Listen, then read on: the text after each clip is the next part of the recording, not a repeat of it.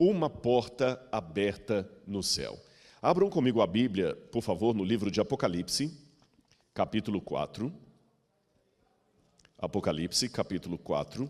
E se você se lembrar bem do estudo de ontem, nós terminamos falando que João, assim que ele terminou de redigir as 7 cartas, ele terminou numa situação assim de preocupação com o estado da igreja, porque a história da igreja cristã não era a história mais bonitinha a ser contada. Embora durante a história do cristianismo você tenha relatos de mártires, de pessoas fiéis a Deus, que morreram, deram a vida pelo Evangelho, que pregaram a palavra de Deus, mesmo sob o risco de vida, você também tem, infelizmente, situações de apostasia, de negação da fé, de infidelidade à aliança. E João estava preocupado. Aí no capítulo 4, que eu espero que você acompanhe na Bíblia e na sua casa, e os que estão comigo aqui também acompanhem, é dito assim: depois dessas coisas olhei, e eis que havia uma porta aberta no céu. E a primeira voz que ouvi era como de trombeta ao falar comigo, dizendo: suba para aqui, e eu lhe mostrarei o que deve acontecer depois destas coisas. Imediatamente eu me achei em espírito, e eis que havia um trono armado no céu.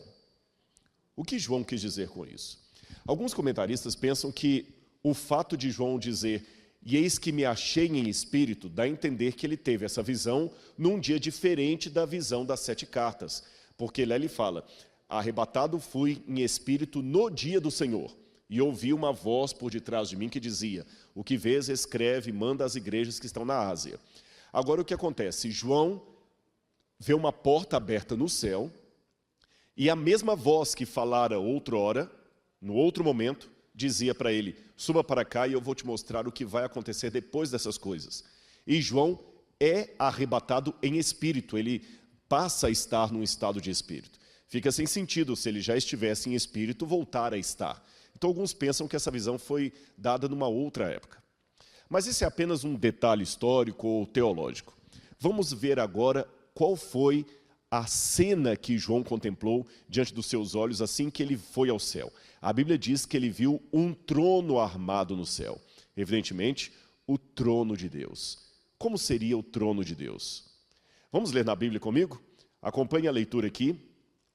Apocalipse, capítulo 4. Eu continuarei lendo aqui a partir do verso 3 em diante. Vou ler o verso 2 novamente. Imediatamente eu me achei no espírito, e eis que havia um trono armado no céu, e alguém estava sentado no trono. E esse que estava sentado no trono era semelhante no aspecto à pedra de jaspe e ao sardônio, e ao redor do trono havia um arco-íris, semelhante ao aspecto de esmeralda. Ao redor do trono havia também 24 tronos, e nele estavam sentados 24 anciãos, vestidos de branco, com coroas de ouro na cabeça. Do trono saíam relâmpagos, vozes, trovões, e diante do trono estavam acesas 7 tochas de fogo, que são 7 Espíritos de Deus. Diante do trono havia também algo como um mar de vidro, semelhante ao cristal. No meio do trono, à volta do trono, havia também 4 seres viventes, cheios de olhos por diante e por detrás. O primeiro ser vivente era semelhante a um leão, o segundo semelhante a um novilho, o terceiro semelhante ao rosto de um homem, e o quarto ser vivente era semelhante à águia quando está voando. E os 4 seres viventes, cada um deles, respectivamente tendo 6 asas, estavam cheios de olhos ao redor e por dentro, e não tinham descanso algum, nem de dia nem de noite, clamando, Santo, Santo, Santo, é o Senhor Deus, o Todo-Poderoso, aquele que era, que é e que há de vir. Sempre que esses seres viventes davam glórias, honra e ações de graças ao que está sentado no trono, ao que vive para todo sempre, os 24 anciãos se prostravam diante daquele que está sentado no trono e adoravam o que vive para todo sempre, depositavam suas coroas diante do trono, proclamando, digno és, Senhor e Deus nosso, de receber a glória, a honra e o poder, porque criaste todas as coisas, e por tua vontade elas vieram a existir e foram criadas. Esse é o texto. Agora, uma coisa importante para a gente analisar, na verdade até eu fechei minha Bíblia, mas eu gostaria que você ficasse com a sua aberta, Qual é o sentido prático disso para nós hoje? Uma vez um amigo me falou, olha, é importante o conteúdo, mas se você não trouxer aquilo para a realidade das pessoas, o coração não fala ao coração. E eu concordo com essa observação.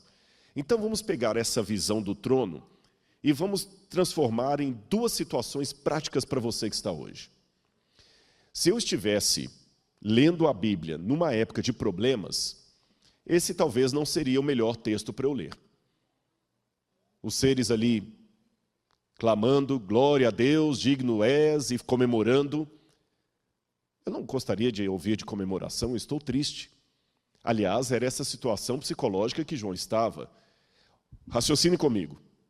João estava preso na ilha de Patmos contra a sua vontade, cercado de água por todos os lados, vendo no alto do monte o templo da deusa Ártemis, sentindo preocupação sobre-humana com a igreja que ele deixara em Éfeso e na Ásia Menor, sabendo que a igreja estava sendo atacada por muitos dissidentes, por gnósticos, por grupos separatistas, sabendo que a sua vida estava com o risco de acabar a qualquer momento, porque Domiciano poderia mandar matá-lo na ilha de Patmos, sabendo que Jesus parecia nunca mais voltar, tão demorada a promessa da volta dele. João certamente em Patmos não estava nos seus melhores dias. E para piorar esse quadro de João, ele termina a primeira parte da visão ainda mais preocupado com a igreja, como eu disse ontem. As 7 cartas não revelavam a melhor história. Começa até bem, com a cidade de Éfeso sendo elogiada, mas ali já há uma advertência de Cristo. Eu tenho, porém, contra você que você deixou o seu primeiro amor. Depois ele vai passando por todas as cartas até Laodiceia, e o quadro só vai piorando, piorando, piorando, até que chega em Laodiceia e fala, você é miserável, pobre, cega e nua. João não estava, definitivamente, no seu melhor dia. E agora, quando ele vê o céu, vê todo mundo feliz, dando louvores a Deus, parece uma cena sádica de alguém rasgando dinheiro na frente de um pobre. João deveria ter questionado. Poxa vida, nós estamos sofrendo aqui e vocês comemorando. Não há o que comemorar, eu estou preocupado. É assim que você muitas vezes se sente diante de uma cena como esta? Você está angustiado, triste, e de repente alguém fala assim, dê louvores a Deus. Louvor a Deus? Uma vez uma jovem viúva, que era muito amiga minha desde a infância, o marido dela faleceu num acidente, e eu estava na igreja, na época era aquela comemoração de fim de ano, então tinha uma santa ceia ao pôr do sol. Muitas igrejas ainda têm essa boa prática.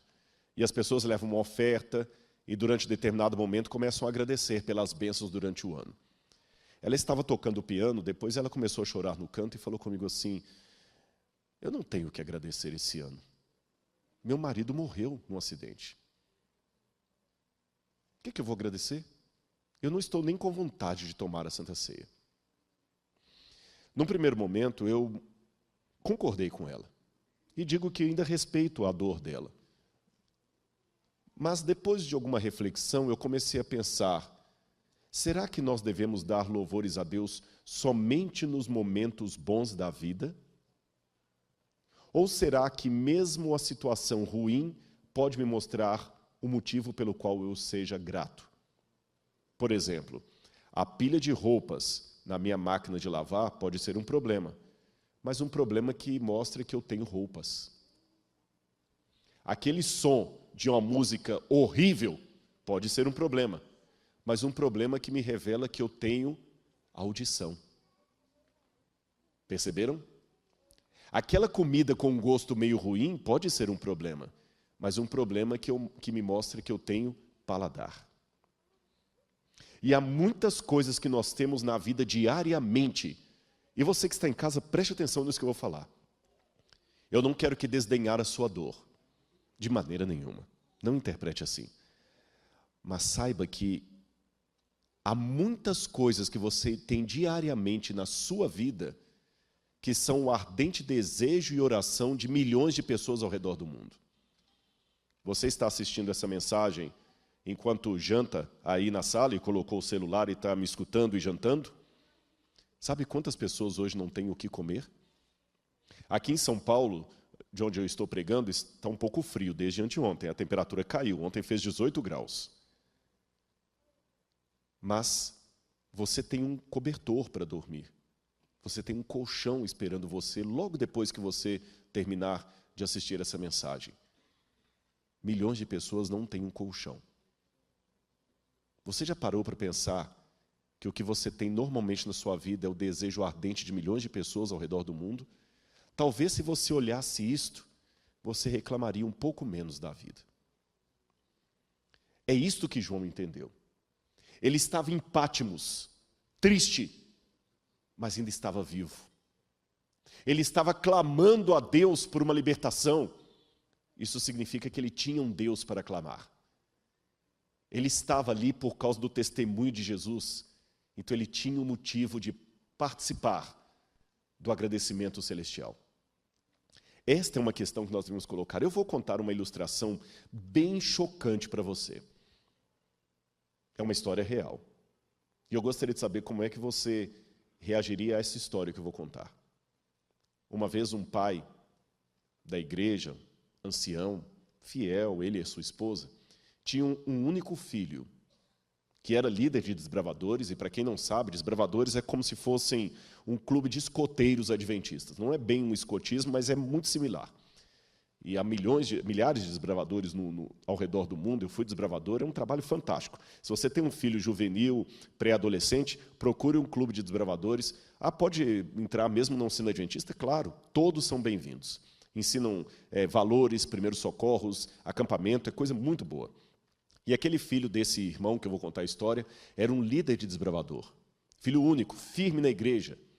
Estava namorando uma moça, pronto para casar, e de repente ele perdeu a vida por causa de um celular num assalto. Aquele irmão ficou arrasado. Poucos dias depois da morte do seu filho, num culto de quarta-feira na igreja, onde as pessoas levantam para fazer pedidos de oração e agradecimentos, aquele irmão levantou e falou: meus queridos que estão aqui, meus irmãos, e com a voz trêmula, que só um pai que perde o filho sabe fazer, ele disse: eu quero agradecer muito a Deus e louvar a Deus pela morte do meu filho. E algumas pessoas ficaram tão assustadas como alguns rostos que eu estou vendo aqui que até arregalaram os olhos. E ele, percebendo o desconforto diante do agradecimento que ele fez, tão inusitado, tão estranho, falou: eu sei que vocês estão assustados, mas eu quero agradecer a Deus pela morte do meu filho. Eu quero agradecer porque o meu filho nunca me deu trabalho. Eu nunca tive que buscar o meu filho numa sarjeta porque ele estava sob o efeito de drogas ou de álcool. Eu nunca tive alguém trazendo uma reclamação em minha casa porque o meu filho bateu em alguém ou fez violência contra alguém. A namorada do meu filho nunca teve que procurar a delegacia de mulheres porque sofreu uma violência doméstica vinda dele, uma violência contra a mulher, uma tentativa de feminicídio. Eu tive meu filho durante a vida dele me dando muito prazer. Então eu agradeço a Deus pela vida que antecedeu a essa morte. E com relação à morte, eu agradeço porque meu filho foi o que tomou o tiro e não o que apertou o gatilho. Percebeu? Não é questão de masoquismo, mas é questão de mostrar para o diabo que pela ação do Espírito Santo em nossa vida e pela graça de Deus, mesmo em meio à dor, nós podemos unir o nosso cântico e o nosso louvor ao céu e louvar a Deus dizendo: Santo, Santo, Santo é o Senhor Deus Todo-Poderoso, aquele que é, que era e que há de vir, porque Jesus está voltando. E nós temos o motivo de ser os mais felizes de todos os seres humanos, mesmo em meio à dor, mesmo em meio à dor. Está doendo? Cante, louve a Deus, não é masoquismo. Assim você está entendendo na prática a hermenêutica do Apocalipse. Não é apenas uma questão de mostrar o texto, mas o que eu faço com isso? O que eu faço com isso? Aprenda que Deus não colocou aquela mensagem do louvor ali apenas por um enfeite teológico, é para mostrar a você que a sua vida tem que ser um uníssono de louvor a Deus.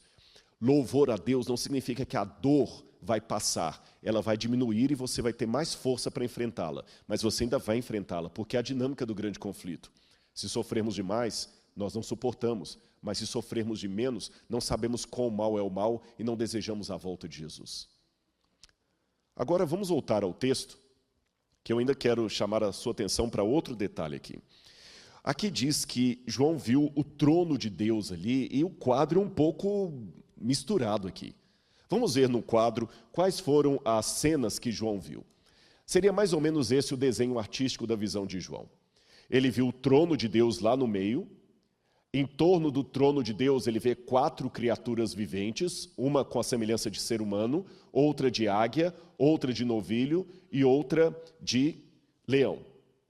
Depois ele vê 7 chamas de fogo, e depois das 7 chamas de fogo, como se fossem círculos concêntricos, 24 tronos com homens de idade, todos vestidos de branco, com coroas na cabeça, e depois uma multidão inumerável de anjos.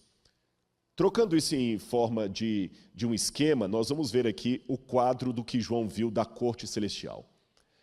Perceba os círculos. Os anjos, no círculo interno, os 24 anciãos vestidos de branco, que quase certamente, eu posso dizer, eram seres humanos que ressuscitaram e estavam com Cristo no céu, porque nós já temos a presença de seres humanos ressurretos no céu, numa ressurreição especial.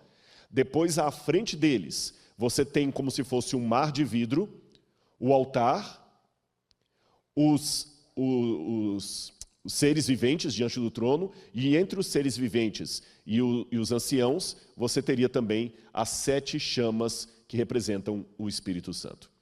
Agora você pode perguntar, tá bom, Rodrigo, mas o que significa tudo isso?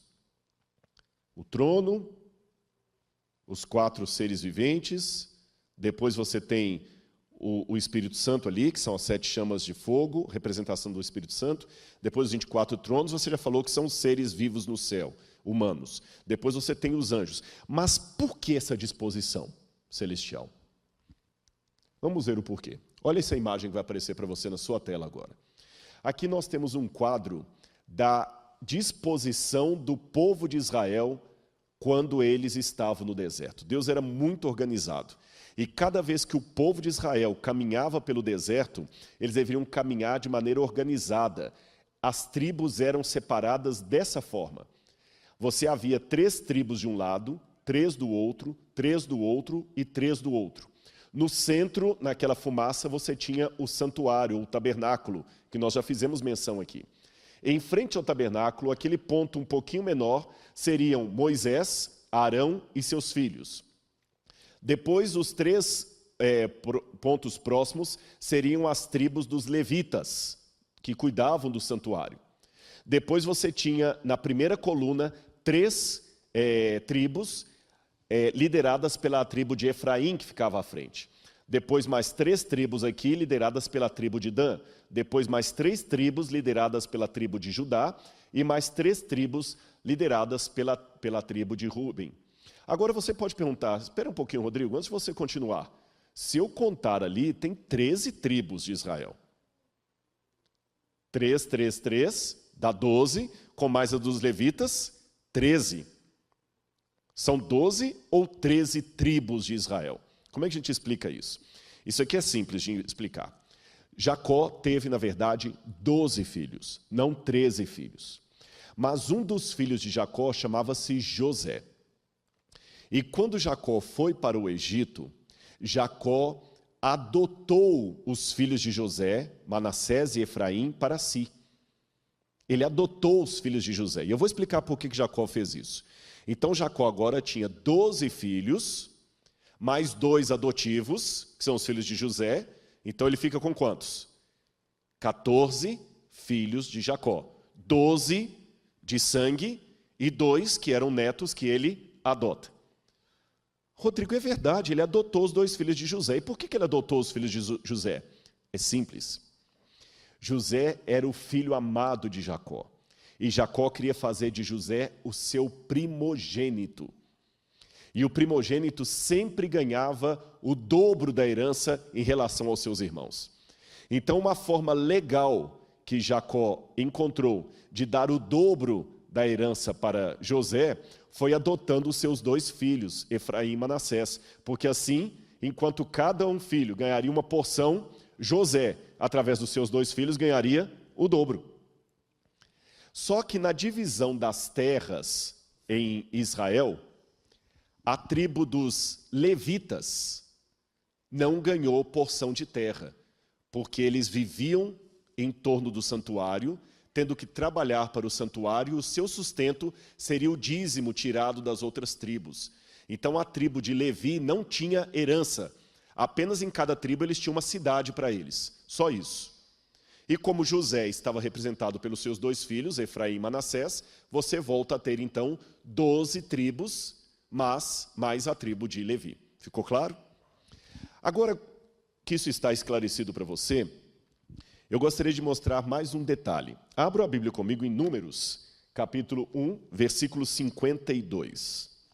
Números, capítulo 1, versículo 52. Se depois em sua casa você ler o livro de Números, no capítulo 2, você vai ver que lá descreve justamente aquela disposição do povo de Israel no deserto que eu mencionei para vocês.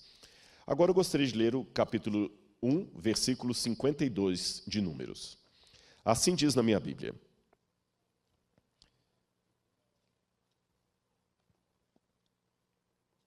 Os filhos de Israel acamparão cada um no seu arraial, e cada um junto ao seu estandarte, segundo as suas turmas.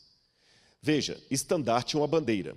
Então a Bíblia fala que cada um dos filhos de Israel tinha um estandarte. Nós não sabemos o que estava nesses estandartes, mas a tradição judaica nos diz que em cada estandarte havia um animal ou um ser representando aquela tribo, um animal ou um ser humano. E pelo menos nós sabemos, a tribo de Judá tinha como seu escudo, como sua representação, um leão. Tanto é que Jesus é chamado na Bíblia de o leão da tribo de Judá. Então nós sabemos que um dos estandartes tinha a forma de um leão. Agora, olhe de novo na tela aí a imagem do acampamento do povo. Você está vendo ali Judá bem à frente. Então Judá tinha uma bandeira com um leão. E no centro ficava o santuário, lembre-se disso. Quando nós vamos à tradição judaica, nós descobrimos que, segundo a tradição dos judeus, aquela mais antiga, representada tanto de forma oral como por escrito no Talmud e também na tradição rabínica, os judeus dizem que quando Deus apareceu no Sinai, ele estava cercado por 22 mil anjos, divididos em grupos, e cada grupo representado por um anjo superior diferente. Assim, foi desejo de Israel também estar dividido em grupos à semelhança do esquema celestial. No céu, o trono de Deus, segundo essa tradição, ocupava o centro da multidão angelical. E tinha 4 anjos em redor: Miguel, Gabriel, Uriel e Rafael. Esses 4 seres viventes correspondiam às 4 tribos representativas de todo o povo que ficavam ao redor do santuário, a saber, Ruben, Judá, Dan e Efraim, todas com seus respectivos estandartes. Um leão estampava o estandarte de Judá, uma águia, o de Dan, um novilho, o de Efraim, e o de um homem, o de Ruben. Você percebeu? O que isso aqui está nos mostrando? Que o acampamento dos hebreus no deserto ecoava em sombra, em simbologia, a maneira como eles imaginavam que era a disposição do trono de Deus no céu. No céu você tinha o trono de Deus ao centro, com 4 seres viventes. Aqui você tinha o santuário ao centro, com 4 tribos representando homem, leão, águia e novilho, e depois a multidão, com a multidão dos anjos e também dos anjos e dos 24 anciãos. Em outras palavras, o céu e a terra estão sempre em sintonia. O que é que nós aprendemos disso? Muito simples, meu irmão. Quando eu canto, eu nunca canto sozinho. Anjos de Deus cantam comigo. Quando eu choro e sofro, eu nunca sofro sozinho. Os anjos de Deus sofrem comigo. O próprio Deus se compadece de mim. É interessante que quando a gente vai ler a Bíblia, no livro de Atos, capítulo 9, em que Saulo estava perseguindo a igreja, querendo matar os cristãos, Deus aparece para ele naquele momento e fala assim: Saulo, Saulo, por que me persegues? Saulo pensava que estava perseguindo a igreja, mas estava perseguindo o próprio Jesus. Noutra feita, Jesus, ao falar do juízo final, dirá para muitos: vinde benditos de meu Pai, porque eu tive fome e você me deu de comer. Eu tive sede e você me deu de beber. Eu estive nu e você me deu vestes. Eu estive preso e você foi me visitar. E as pessoas perguntarão: Senhor, quando é que eu fiz essas coisas? Toda vez que você fez a um dos menores, você faz a mim. Eu não quero aqui ser judaizante, não é esse o meu interesse. Mas eu gosto de aprender muito com culturas diferentes. E vocês já perceberam que os judeus religiosos gostam sempre de usar um quipá na cabeça, que é aquele chapéuzinho? Sabe por que o judeu usa aquele chapéu na cabeça? É uma forma de mostrar, primeiro, que ele é limitado. Ele não é eterno, ele tem o seu limite. Segundo, uma forma de lembrar que ele está sempre na presença de Deus. Quer esteja numa sinagoga, quer esteja numa feira.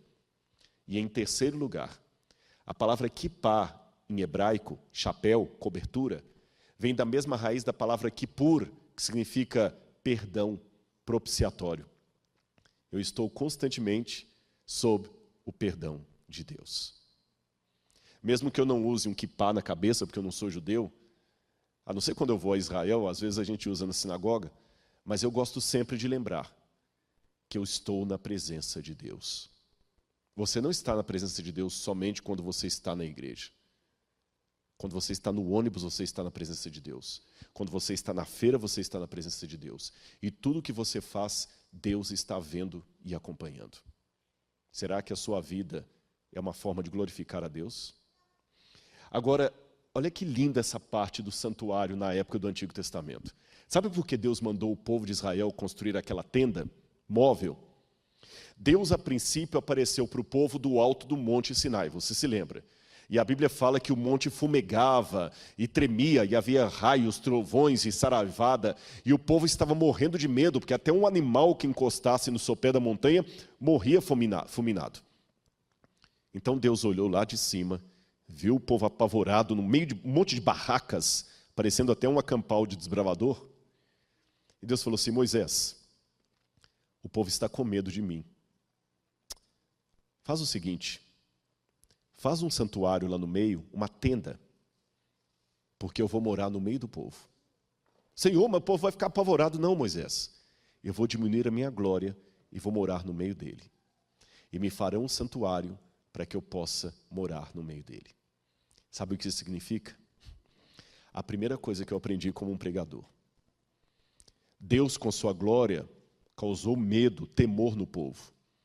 Mas quando Deus ocultou a sua glória numa barraca, semelhante às outras barracas, semelhante que eu falo de design, era uma tenda. Tinha um lugar santo e santíssimo, é claro, tinha todo um ritual do santuário, mas em termos arquitetônicos, era uma tenda. O povo dormia em tendas, Deus também ia dormir em tendas. Aí o povo começou a aproximar mais de Deus e a falar com Ele. Eu já percebi que muitas vezes o grande desafio para a gente, quer você seja um pregador, alguém conhecido, um líder religioso, é ter a coragem que o próprio Criador teve de descer do Sinai, apagar a sua glória e viver no meio do povo. Porque foi isso que Deus fez. E no Evangelho, na época do Novo Testamento, isso se tornou mais claro ainda, porque o Evangelho de João diz: e o Verbo, que é Cristo, se fez carne e habitou no meio de nós. E a expressão que aparece ali no grego para habitou, skeno, significa ele armou a sua tenda no meio de nós. Cristo, quando se tornou um de nós, repetiu de uma maneira muito mais ampla o que o Pai havia feito no Antigo Testamento, quando mandou Moisés armar uma tenda para que a divindade pudesse habitar no meio do povo. Agora, novamente, a divindade habita no meio do povo, numa nova tenda, num novo santuário, que era o próprio corpo de Cristo. Por isso que no Evangelho de João, quando Jesus falou: destruam esse santuário, em 3 dias o reedificarei, pensavam que ele estava falando do templo, quando ele estava falando do seu próprio corpo. Deus habitando no meio de nós. Agora vamos continuar a ver isso aqui. Outra coisa que me chama a atenção naquela imagem ali é a presença dos querubins.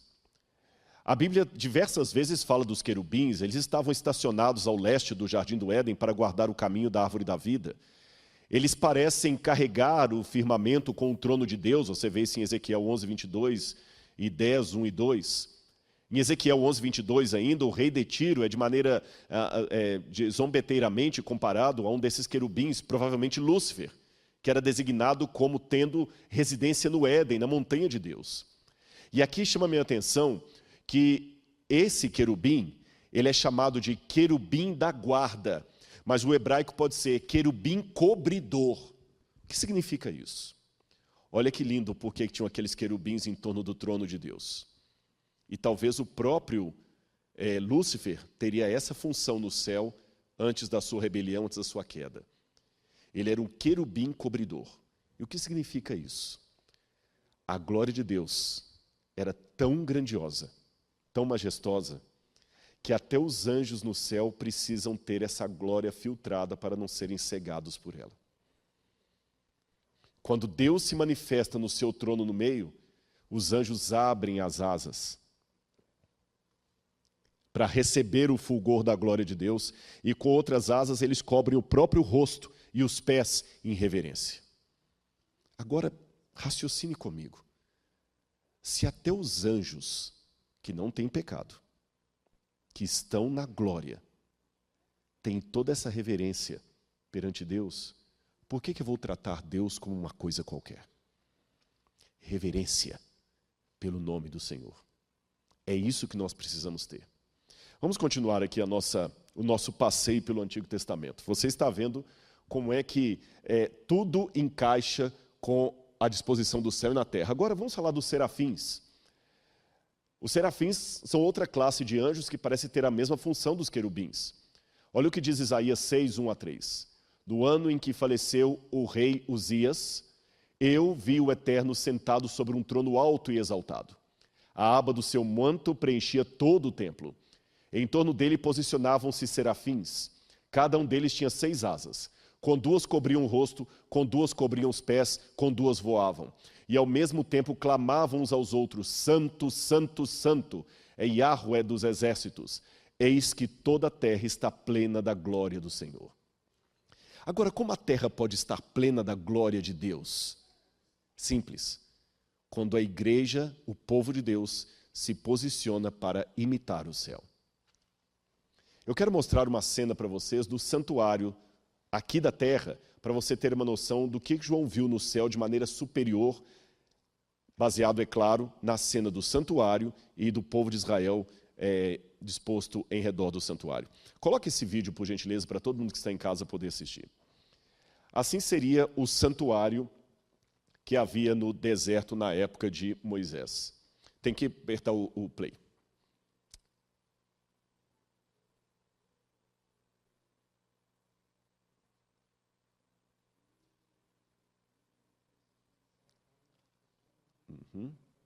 Será que travou ali?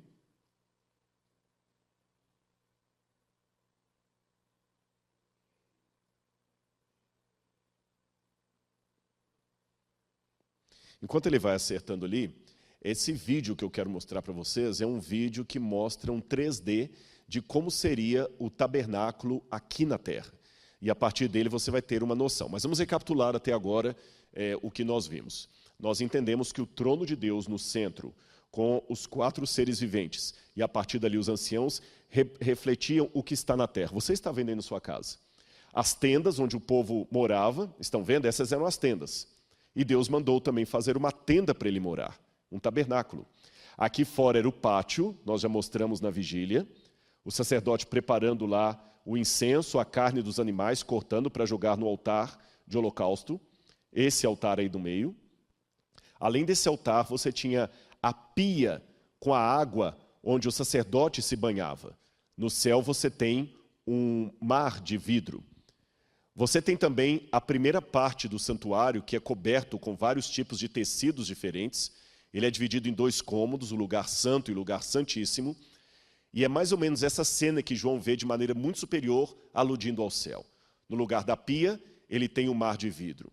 E quando a voz diz, entra para cá, ele vai até o lugar santo. Ao invés de ver o candelabro comum daqui da terra, ele viu 7 tochas de fogo. Ao invés dele ver os pães da presença, ele vê o próprio Jesus Cristo. E ele vê no céu também o altar de Deus de incenso, com a oração dos santos. E na terra existe uma cortina separada do lugar santo do Santíssimo. Mas no céu não há necessidade disso, porque tudo é sagrado. E ali você tem a Arca da Aliança. Ao invés de ter querubins fundidos de ouro, você tem seres angelicais de verdade diante do Senhor. Percebeu o que João viu? Esta é a contemplação da visão celestial. Vamos ver uma próxima imagem aqui. Só voltar ali. Ele vai ajustar para mim. Além disso, João viu aqueles 24 seres viventes, aqueles 24 anciãos. Eu falei que eram seres humanos que ressuscitaram com Jesus e foram para a glória. Você se lembra disso? Por que 24? Por que esse número? Ora, se você olhar na Bíblia, em 1 Crônicas, capítulo 24, você vai ver que havia 24 turnos de sacerdotes que revezavam no serviço do templo. E Jesus também promete no Apocalipse que aquele que vencer será feito sacerdote com ele diante do Pai. Então aqueles ali são uma amostra da humanidade que Jesus já está salvando dia após dia por sua graça. Agora, além de todo esse cenário, o mar de vidro também chama a atenção. O mar de vidro, o céu era concebido pelos antigos como sendo uma grande cúpula que se estendia sobre a terra. E por debaixo dessa cúpula estava a terra, acima dela o céu. Na história da criação você tem as águas que estão debaixo do firmamento e as águas que estão acima do firmamento. O salmista chama as águas que estão acima do firmamento para que louvem a Deus. Salmo 148, verso 4. Sobre esse mar que está acima do firmamento, João vê o trono de Deus. Afinal, o salmista diz que Deus apoia as vigas de sua morada sobre o mar do firmamento. Agora, apesar de toda essa visão majestosa, João ainda estava um pouco aflito com relação à igreja. Lembra que eu falei que o ato de louvar a Deus, de participar da adoração, não significa que a dor vai desaparecer. Ela vai diminuir e Deus vai lhe dar forças para enfrentá-la. Mas não promete a você um mar de rosas. João viu a glória, talvez por um momento até ficou extasiado com tudo aquilo, mas logo ele se lembrou da igreja. E quando essa visão acabar? Se eu pudesse ficar aqui no céu e nunca mais voltar, mas, Senhor, eu também não gostaria de ficar aqui no céu, tendo os meus irmãos lá na terra, em situação tão caótica, eu tenho que cuidar da igreja que o Senhor mandou eu cuidar. Lembra que Paulo uma vez disse que o grande desejo da alma dele era partir e estar com Cristo, mas que por amor da igreja, ele ainda ficava na carne? João deve ter tido o mesmo sentimento. Como eu gostaria de ficar aqui, mas eu sei que essa visão vai terminar. E a igreja? Será que ela vai poder subir aqui e receber a recompensa? Aí quando nós vamos à Bíblia, nós vemos uma cena que novamente me chama bastante atenção. Abram comigo a Bíblia, dessa vez em Apocalipse, capítulo 5. Apocalipse, capítulo 5. Vi na mão direita daquele que estava sentado no trono um livro em forma de rolo, escrito por dentro e por fora, e selado com 7 selos. Vi um anjo forte que proclamava com grande voz: quem é digno de quebrar os selos e abrir o livro? Ora, ninguém no céu, nem sobre a terra, nem debaixo da terra, ninguém podia abrir o livro, nem mesmo olhar para ele. E eu chorava muito, porque ninguém foi achado digno de abrir o livro, nem mesmo olhar para ele. Por que esse livro causou tanta consternação em João? As pessoas do Antigo Oriente Médio, aliás, até hoje no Oriente Médio, elas demonstram as suas emoções de maneira muito passional. Quando eles estão alegres, todo mundo sabe, ele pula, ele grita, ele começa a dançar. Este é o quadro de um judeu muito feliz. Mas quando ele está triste, ele de fato fica triste. Ele pega terra, ele joga na cabeça, ele rasga a própria roupa. Tanto é que os judeus, quando estão em situação de luto, é comum, até hoje, eles pegarem uma camisa e rasgarem, e ficar com aquela camisa rasgada durante todos os dias do luto. O pastor Gilson já esteve em Israel, ele sabe, no trânsito, como é que eles buzinam, como é que eles demonstram as emoções. E até quando estão falando em árabe ou hebraico, eles falam sempre gesticulando com as mãos. Sendo João alguém do Oriente Médio, quando ele diz que chorava, e chorava muito, pastor Gilson, eu imagino João como aquelas pessoas que você viu tantas vezes lá em Jerusalém. João não ficou chorando só assim, ele chorava de gritar. Eu imagino até, e não estou cometendo nenhum sacrilégio em imaginar isso, que João até gritava junto com os outros, escuta, por favor, gente, alguém abra o livro. Mas eu pergunto a você, João já tinha visto o trono de Deus, mas o livro ninguém podia olhar? O que havia de tão sério nesse livro que ninguém podia nem olhar para ele? E mais, o que havia de tão sério nesse livro que provocou lágrimas compulsivas de João? Será que esse livro tem alguma relação com o destino da igreja? Portanto, se você quer saber a continuação disso, se você quer saber qual é o futuro da igreja segundo o Apocalipse, e se você é um daqueles que já não acreditam mais na instituição chamada igreja, o sermão de amanhã é um sermão que você não pode perder. Qual é o mistério do livro selado com 7 selos? Por que esse livro causou tanto choro em João? Por que ninguém podia abri-lo, nem olhar para ele? Mas para não terminar o sermão de hoje de outra forma senão espiritual, eu quero falar com você de uma palavra muito interessante que eu aprendi em Israel. O hebraico hoje incorporou essa palavra, mas originalmente ela era do Yiddish. Yiddish é um dialeto que os judeus falavam na Europa, especialmente na época da Segunda Guerra Mundial. A palavra é chutzpah. Chutzpah. Essa é uma palavra muito marcante e dificilmente temos uma tradução para chutzpah em português. Como algumas palavras de outros idiomas não têm tradução, é melhor tentar explicá-la a partir do sentimento daquele grupo. Lembra que eu falei com vocês que o judeu ele sente tudo com muita força? Quando ele está alegre mesmo, ele canta, ele assobia, ele pula. E quando ele está triste mesmo, quando ele briga mesmo. Pois bem, esse povo é um povo muito audacioso. Eles vão adiante, eles vão à luta. E quando eles querem uma coisa, querem mesmo. Então acabaram chamando esse sentimento de querer algo acima de tudo de chutzpah. Em outras palavras, quem quer dá um jeito, quem não quer dá uma desculpa. Os próprios judeus, reconhecendo a dificuldade de traduzir chutzpah para outros idiomas, essa palavra não está na Bíblia, ela aparece na Mishnah dos judeus. Mas os próprios judeus, reconhecendo a dificuldade de traduzir chutzpah para outras línguas, eles até contam numa piadinha quando você pergunta para eles o que é chutzpah. Eles falam o seguinte, chutzpah é o caso daquele advogado que matou os próprios pais e no dia do juízo ele pediu para não ser preso porque ele era órfão. Chutzpah, audacioso. A palavra, então, da piadinha judaica para a realidade, ela pode ter 2 sentidos, um positivo, um negativo. Um chutzpah negativo é aquela audácia, aquela arrogância de alguém que é inoportuno, que ele pede coisa que ele não tem direito de pedir. Ele é chato. Mas existe um outro lado do chutzpah, que é aquela pessoa que quer um ideal e ele luta por esse ideal e ele vai até as últimas consequências.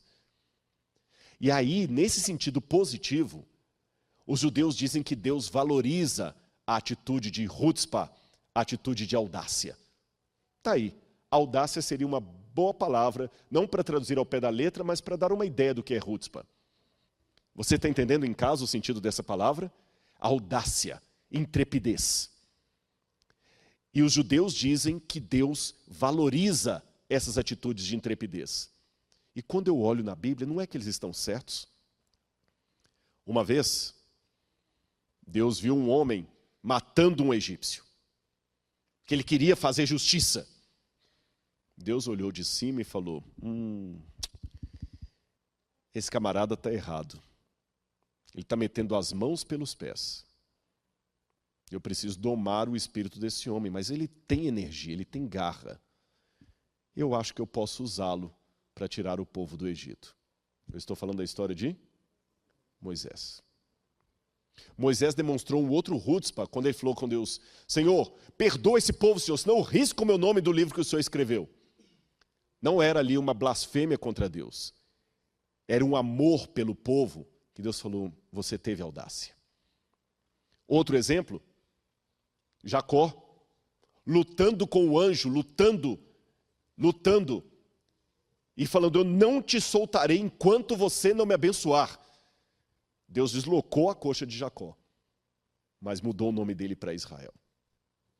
Mais um exemplo do Novo Testamento, aquela mulher que vinha clamando atrás de Jesus, Senhor, cura minha filha, cura minha filha. Ela nem era judia, ela era cirofenícia. Jesus não respondeu palavra. Os discípulos mandaram que ela se calasse, mandaram Jesus despedi-la. Jesus a comparou a um cachorrinho e mesmo assim ela se prostrou e o adorou, dizendo, Senhor, eu como as migalhas da tua mesa, mas como de bom grado, porque as tuas migalhas são um banquete. Chutzpah, audácia. Percebeu? Agora, abra comigo a Bíblia no livro de Hebreus, capítulo 10, versículo 19. Mesmo que aqui não esteja a palavra chutzpah, mas o conceito de chutzpah está aqui, quando o autor de Hebreus diz, portanto, meus irmãos,